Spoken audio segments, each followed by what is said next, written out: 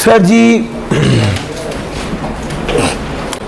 Capital loss adjustment ये वाला topic नहीं ना किया था?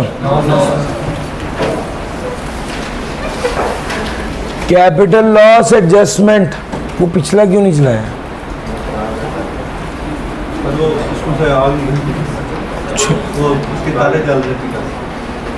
कैपिटल लॉस एडजस्टमेंट,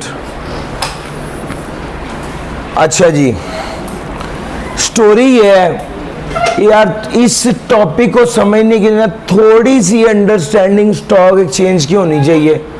और फिर वही बात है कि यार हर चीज के हर एरिया में इतनी ज़्यादा नॉलेज होती है, हमने अपने हिस्से की बातें चुननी होती हैं ताकि हमारा अपना काम निकल जाए। हम सारी एरियाज़ की नॉलेज को इकट्ठा नहीं कर सकते, ना ही सीख सकते हैं। और आर्ट भी यही है कि आप अपनी काम से रिलेटेड नॉलेज इकट्ठी करें। दुनिया में हर तरह की नॉलेज है, किस किस को देखेंगे और क्या क्या समझेंगे। अब देखिएगा, अब मैं आपको टैक्स पढ़ा रहा हूँ, अब इसके अंदर स्टॉक एक्सचेंज की नॉलेज दरकार है। मैं आपको स्टॉक एक्सचेंज की पूरी नॉलेज नहीं दूंगा, थोड़ी सी नॉलेज जिससे हमारा काम हो जाए, हमारा गुजारा हो जाए। लो सर शुरू करते हैं। यार बात यह है कि मैंने अपने एक दोस्त जो कि स्टॉक एक्सचेंज का काम करता था, मैंने उसको फ़ोन करके कहा कि यार मेरे पास एक 25 लाख पड़ा हुआ है, मैं चाहता हूँ कि मैं ना स्टॉक एक्सचेंज में इन्वेस्ट कर लूँ। वो कहने लगा कि यार हाँ आपकी मर्ज़ी है। मैंने कहा यार आप तजर्बेकार आदमी हो, कैसे शेयर ख़रीदने हैं और क्या तरीक़ेकार है और किस तरह इस इन्वेस्टमेंट को लेके चलना है। तो उसने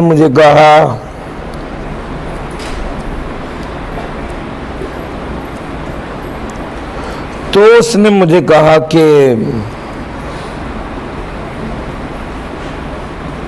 भाई सबसे पहले तो आप एक सिक्योरिटी कंपनी में अकाउंट खुलवाओ। मैंने कहा क्या मतलब? कहता जिस तरह बैंक में अकाउंट खुलवाते हो ना, इसी तरह ही सिक्योरिटी एक्सचेंज कंपनी में अकाउंट खुलवाओ।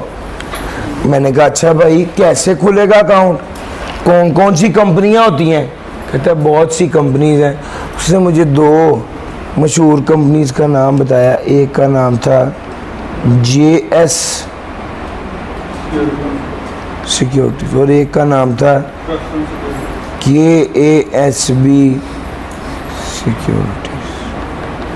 अच्छा जी, इन जगहों पर मैं गया, मैंने अकाउंट खुलवाया और अपने अकाउंट से इस अकाउंट में पैसे ट्रांसफ़र कर दिए, यानी मीज़ान बैंक से इस JS सिक्योरिटी अकाउंट में पैसे ट्रांसफ़र।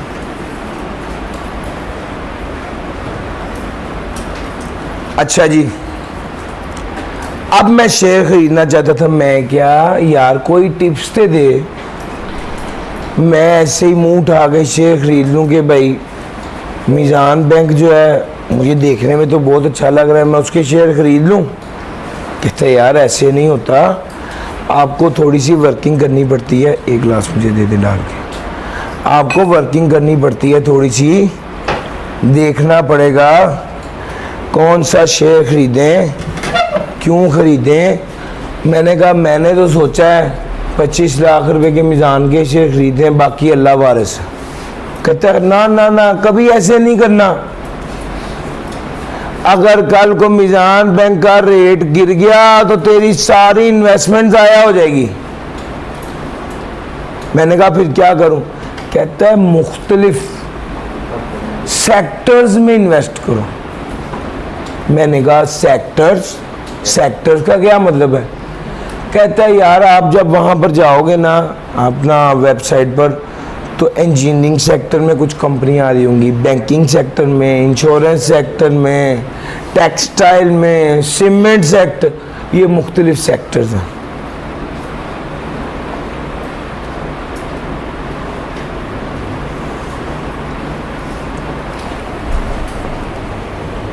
अल्हम्दुलिल्लाह। अच्छा जी, तो इन सेक्टर्स में मुख्तलिफ कंपनीज आ रही होती हैं, तो आइडियली आपको 25 लाख एक सेक्टर में इंजेक्ट नहीं करना चाहिए, इन्वेस्ट नहीं करना चाहिए। कम से कम 3-4 सेक्टर्स के शेयर खरीदो। कहते हैं अच्छा, मैंने कहा और फिर कहता है अपने 3-4 सेक्टर के शेयर खरीद के पोर्टफोलियो बना लो। मैंने कहा पोर्टफोलियो, पोर्टफोलियो क्या होता है? कहने लगा शेयर्स की फ्रूट चाट, यानी आपकी प्लेट में मुख्तलिफ सेक्टर्स की कंपनी के, या फ्रूट चाट में क्या होता है, मुख्तलिफ फ्रूट ही होते हैं ना। इसी तरह पोर्टफोलियो क्या होता है? शेयर्स जो मुख्तलिफ कंपनियों के शेयर। अच्छा जी, तो पोर्टफोलियो तो हो गया शेयर की फ्रूट चाट। उसने कहा अपना पोर्टफोलियो बनाओ, उसके मुताबिक शेयर खरीदो। तो 2-3 कॉन्सेप्ट बड़े अहम थे जो मैं आपको इम्पार्ट कर पाया। सबसे पहले ये कि स्टॉक एक्सचेंज का काम करने के लिए आपको सिक्योरिटीज कंपनी में अकाउंट खुलवाना पड़ेगा, यस और नो। दूसरे नंबर पे मुख्तलिफ सेक्टर्स होते हैं बिजनेस के हिसाब से, यस और नो। तीसरे नंबर पे पोर्टफोलियो मेंटेन करना होता है। एक ही तरह के शेयर्स नहीं खरीद लेने, एक ही तरह के शेयर नहीं खरीद लेने, बल्कि मुख्तलिफ सेक्टर्स के शेयर खरीदने। इसको कहते हैं पोर्टफोलियो, यस और नो। ये 3-4 बातें आपको समझ में आ गई। अब ये बेस थी। अब ये बेस जब समझ आ गई है, तो अब मैं इस पॉइंट पर हूं कि आपको बताऊं कि गेम कैसे होती है सिक्योरिटीज में। तो जनाब मिस्टर अली इमरान ने कोहाट सीमेंट का शेयर सेल कर दिया 200 रुपये का, और परचेज किया था 150 रुपये का, और 50 का क्या आ गया? गेन आ गया।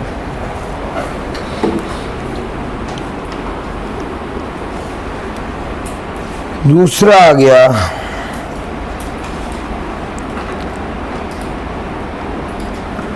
मिस्टर जी, नहीं यार, बंदा तो अली इमरान ही है, कंपनी है लेट से मीज़ान बैंक। ईयर एंड पर मीज़ान बैंक के शेयर की फेयर मार्केट वैल्यू थी 200 रुपये, जबकि मैंने खरीदा था 220 रुपये का। फेयर मार्केट वैल्यू 200 थी, कितने का लॉस आ गया? फेयर मार्केट वैल्यू थे भी डिस्पोज नहीं किया, कितने का कैपिटल लॉस आ गया? सर कैपिटल लॉस नहीं आएगा, डिस्पोजल नहीं किया तो कैपिटल लॉस आ ही नहीं सकता। कैपिटल एसेट के डिस्पोजल पे जो गेन होता है उसे कैपिटल गेन कहते हैं। यार मेरी बात पिक कर गए हो? फिर मैं क्या हूं की करा? मैंने कहा फेयर मार्केट वैल्यू तो है 200 और मैंने खरीदा था 220 का,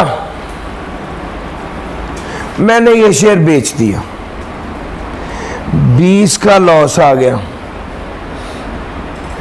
आप मुझे बताओ, अगर मैं ये शेयर ना बेचता, मुझे लॉस ना आता, तो 50 रुपए पर टैक्स देना पड़ता, यस और नो?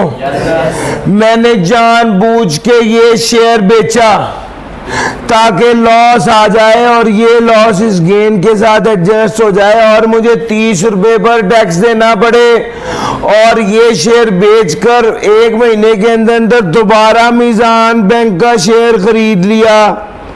यार मेरी बात पिक कर रहे हो? तो भैया मैंने सोचा कि ज़रा अपना टैक्स बचाऊं, टैक्स वालों को उल्लू बनाता हूं। रेट कम हुआ हुआ है, बेच दूंगा, बेचने से जो लॉस आएगा उसको गेन के साथ एडजस्ट कर लूंगा। सर जी मेरा पॉइंट पिक कर गए हैं।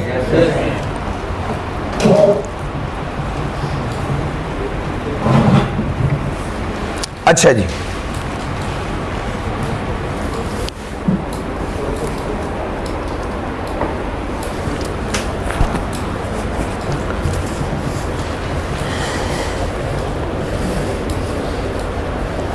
आगे चलूं सर?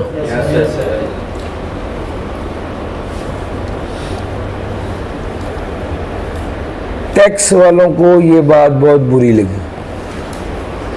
टैक्स वालों ने कहा कि आपने ये जो शेयर बेचा ताकि लॉस के साथ एडजस्ट करें और फिर दोबारा शेयर खरीद लिया, इसका मतलब है आपने बेचा ही सिर्फ इसलिए था कि आप इसको गेन के साथ एडजस्ट कर लें और आपका गेन कम हो जाए और कम पे टैक्स लगे।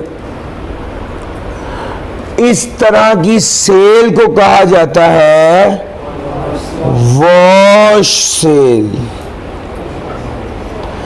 टैक्स वाले कहते हैं वॉश सेल करने पर जो लॉस हुआ वो गेन के साथ एडजस्ट। यार मेरी बात पिक कर गए? Capital loss adjustment disallowed is the name of the topic. वो कहते हैं where capital loss realised on disposal of a specific security by an investor is preceded or followed in 1 month period by purchase of the same security by the same investor or its related party, thus maintaining his portfolio. This means that capital loss will not be recognized if the purchase and sale are made within 1 month. अगर purchase और cell 1 माह के अंदर अंदर हुई है तो समझा जाएगा कैपिटल लॉस रिकॉग्नाइज नहीं। अगर सिमिलर सेक्टर में भेजे तो फिर अगर किसी और बैंक के परचेज करनी है। ये समझ आ गया सर? Yes sir. कसम से यही बात करने लगा। तो सर जो भाई ने सोचा है इसी तरह ही मैंने भी सोचा। मैंने कहा टैक्स वालों ने जो कहा है हम आपके लॉस को एडजस्ट करने की इजाज़त नहीं देंगे, मैंने क्या किया, मैंने मीज़ान बैंक का शेयर 200 का बेच दिया और 200 का लॉस आ गया जिसको गेन के साथ एडजस्ट किया और 30 पर टैक्स दिया और 1 माह बाद मीज़ान नहीं बल्कि हबीब बैंक का शेयर खरीद लिया। भाईजान सेम शेयर तो नहीं खरीदा ना। टैक्स वाले तो यही कहते थे कि अगर तुमने सेम शेयर खरीदा और उसको और उस पहले जो वही शेयर बेचकर लॉस को गेन के साथ एडजस्ट किया था तो हम माइनस करने की इजाजत नहीं देंगे। अब मैं खुश हो गया, मैंने कहा भाई अब तो मैंने सेम शेयर। टैक्स वालों ने कहा नहीं, तुम बड़े सियाने हो, तुमने सिमिलर शेयर खरीदा है और तुमने अपना पोर्टफोलियो भी बरकरार रखा है। यार आप बैंकिंग सेक्टर में ही रहे हो ना।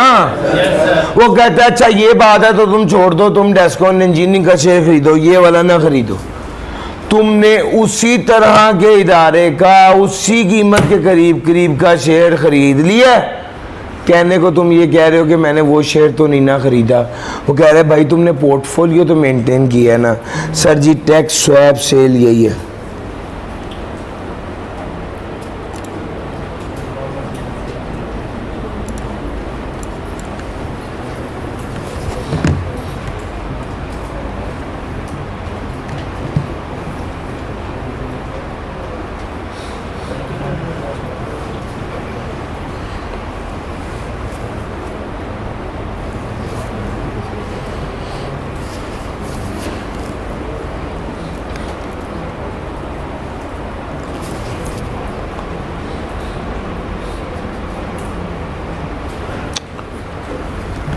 भैया चलें आगे। Yes sir.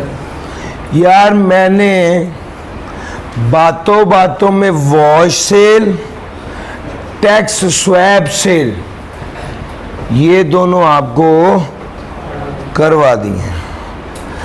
अब तीसरी बात आ गई क्रॉस ट्रेड की।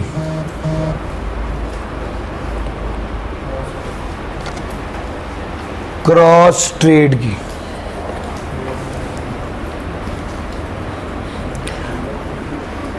लो यार, एक मेरा अकाउंट था,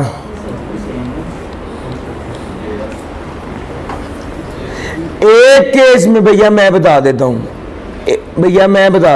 एक केस में सिक्योरिटी सेम है, दूसरे केस में सेक्टर सेम है। पहले केस में क्या है सेम सिक्योरिटी, दूसरे केस में उसने क्या है similar security of the same sector keeping the portfolio या मेंटेनिंग द पोर्टफोलियो। यार मेरी बात समझ आ गई है? No sir. यार एक मेरा शेयर, एक मेरे पास जेएस सिक्योरिटी में अकाउंट था, एक मेरा अकाउंट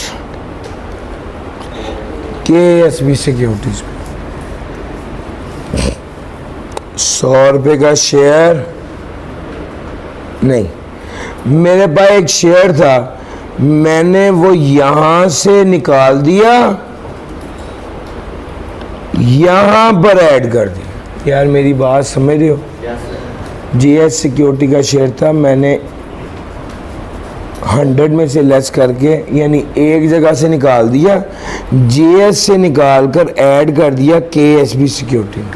ये बिल्कुल ऐसा ही है कि मैं मीज़ान के अकाउंट, मीज़ान में से पैसे निकाल कर अल्फला वाले अकाउंट में रख दूं और कहूँ कि ओहो हो बड़ा खर्चा हो गया, मेरा तो अकाउंट वेला हो गया मीज़ान दा।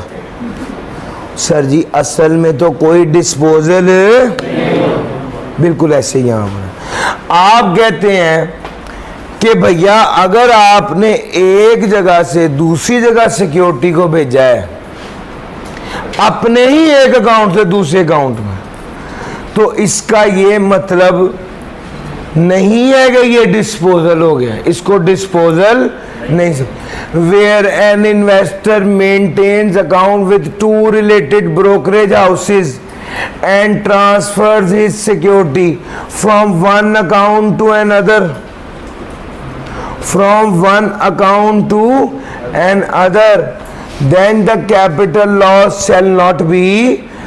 भैया फिर क्या भैया, इस आपने एक अकाउंट से दूसरे अकाउंट में सिक्योरिटी ट्रांसफर किया, ये डिस्पोजल ही नहीं है। डिस्पोजल नहीं हुआ तो कैपिटल लॉस की तुक ही नहीं बनती। सर जी मेरी बात समझ रहे हैं? ये बात वो कह रहा है, जरा जल्दी से एक बार ये तीनों पढ़ लें, रीड कर लें।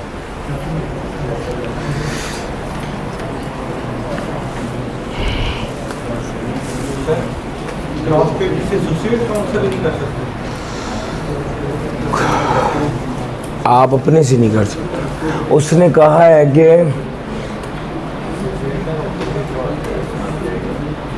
अपने अकाउंट की बात करें, एसोसिएट की बात तो नहीं कर रहे, या रिलेटेड ट्रांजैक्शन की बात तो नहीं कर रहे।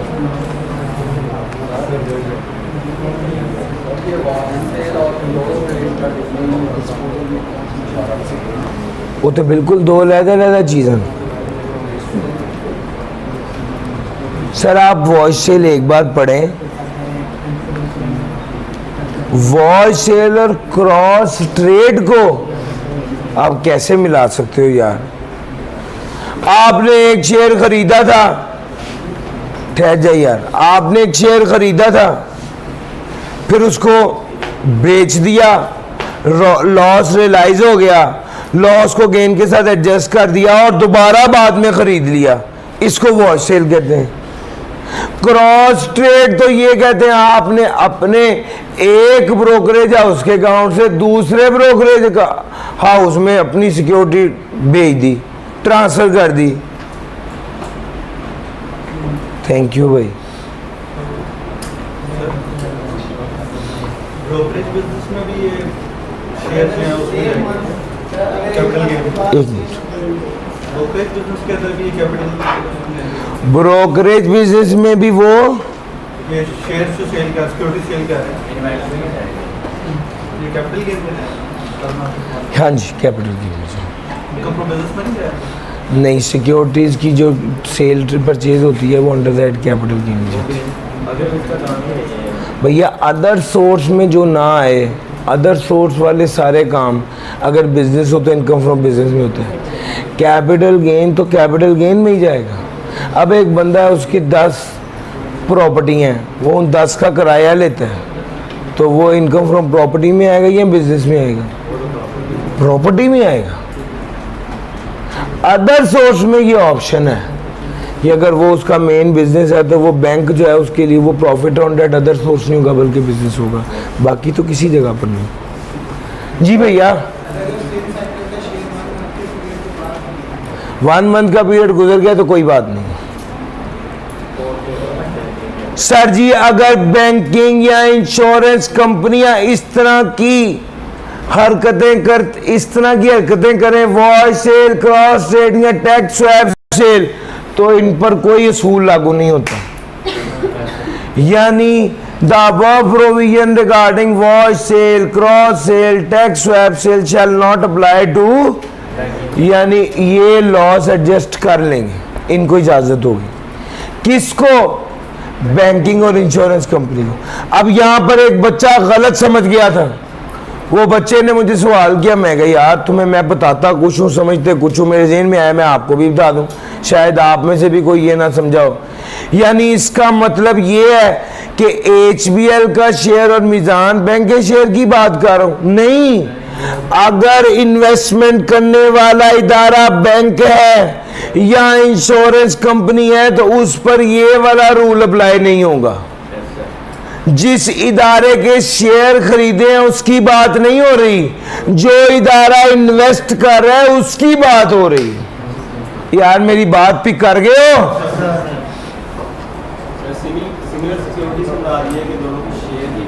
सिमिलर सिक्योरिटी से मुराद मेनली है कि सेक्टर